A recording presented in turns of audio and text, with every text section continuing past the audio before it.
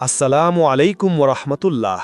সুপ্রিয় দর্শক মণ্ডলী, আশা করি আল্লাহর রহমতে আপনারা সকলে ভালো আছেন। আমরা প্রতিনিয়ত জীবনে চলার পথে ছোট বড় বিভিন্ন গুনহা করে থাকি, কখনো জেনে বুঝে, কখনো বা নিজের অজান্তেই। কিন্তু আপনারা কি জানেন, এমন কিছু বিশেষ আমল আছে যা আমাদের অজান্তেই করা গুনহাগুলোকে মাফ করে দিতে পারে? আজ আমরা সেই বিষয়গুলো নিয়ে আলোচনা করব ইনশাআল্লাহ। ইসলামের একটি অন্যতম সৌন্দর্য হল আল্লাহ তাআলা তার বান্দাদের জন্য গুনহা মাফের বিভিন্ন সুযোগ রেখেছেন। এমনকি আমাদের দৈনন্দিন জীবনের কিছু সাধারণ কাজও ইবাদতে পরিণত হয়, যখন তা একনিষ্ঠভাবে আল্লাহর সন্তুষ্টির উদ্দেশ্যে করা হয়। আর এই কাজগুলোই আমাদের অজান্তের গুনহাগুলোকে মুছে ফেলে।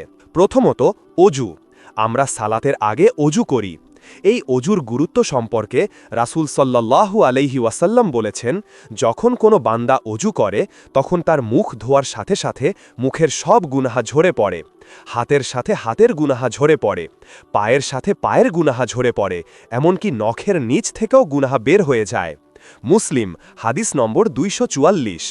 চিন্তা করুন, প্রতিদিন 5 ওয়াক্ত সালাতের আগে অজুর মাধ্যমে আমরা কত গুনহা থেকে মুক্তি পাচ্ছি। এটি এমন একটি আমল যা আমরা সালাতের প্রস্তুতির জন্য করি, অথচ এটি আমাদের অজান্তের অনেক গুনহা মাফ করে দেয়। দ্বিতীয়ত, মসজিদে হেঁটে যাওয়া।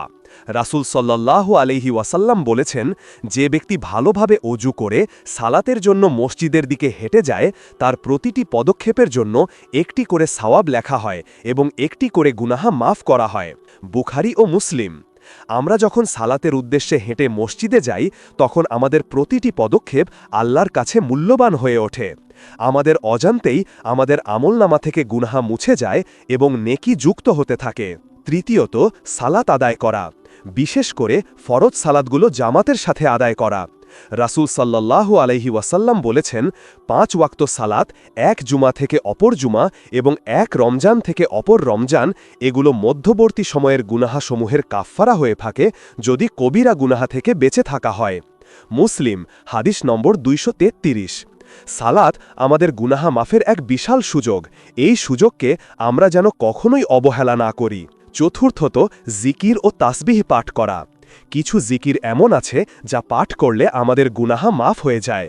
যেমন রাসূল সাল্লাল্লাহু আলাইহি ওয়াসাল্লাম বলেছেন, যে ব্যক্তি দিনে 100 বার সুবহানাল্লাহি ওয়া বিহামদিহি পাঠ করে, তার গুনাহাগুলো মাফ করে দেওয়া হয়, যদিও তা সমুদ্রের ফেনা পরিমাণ হয়। বুখারী ও মুসলিম। এই সামান্য জিকিরগুলো আমাদের জন্য বিশাল সওয়াব ও গুনাহা মাফের কারণ হতে পারে। এছাড়াও সকাল সন্ধ্যায় কিছু নির্দিষ্ট দোয়া পাঠ করলে সারা দিনের গুনাহা মাফ হয়ে যায়। পঞ্চমত, ক্ষমা চাওয়া এবং ইস্তেগফার করা। রাসূল সাল্লাল্লাহু আলাইহি ওয়াসাল্লাম প্রতিদিন 70 বারের বেশি আল্লাহর কাছে ক্ষমা চাইতেন এবং তাওবা করতেন। আমরাও যদি নিয়মিতভাবে আল্লাহর কাছে ক্ষমা চাই, তবে ইনশাআল্লাহ আমাদের গুনাহাগুলো মাফ হয়ে যাবে। বিশেষ করে সালাতের পর এবং ঘুমানোর আগে ইস্তেগফার করা খুবই গুরুত্বপূর্ণ। ইস্তেগফারের শ্রেষ্ঠ দোয়া হল, আল্লাহুম্মা আনতা রব্বি লা ইলাহা ইল্লা আনত খলাকতানি ওয়া আনা আবদুক ওয়া আনা আলা আহদিকা ওয়া ওয়া'দিকা মাসতাতা'তু আউযু বিকা মিন শাররি মা সানা'তু আবুউ লাকা বিনি'মাতিকা আলাইয়া ওয়া আবুউ লাকা বিযামবি ফাগফির লি ফাইন্নাহু লা ইয়াগফিরুয যুনুবা ইল্লা আনত। এটি এমন একটি দোয়া যা দিনের বেলায় পাঠ করে মৃত্যুবরণ করলে জান্নাতে প্রবেশ করবে এবং রাতের বেলায় পাঠ করে মৃত্যুবরণ করলে জান্নাতে প্রবেশ করবে। ষষ্ঠত, কোনো মুসলিম ভাইয়ের জন্য দোয়া করা।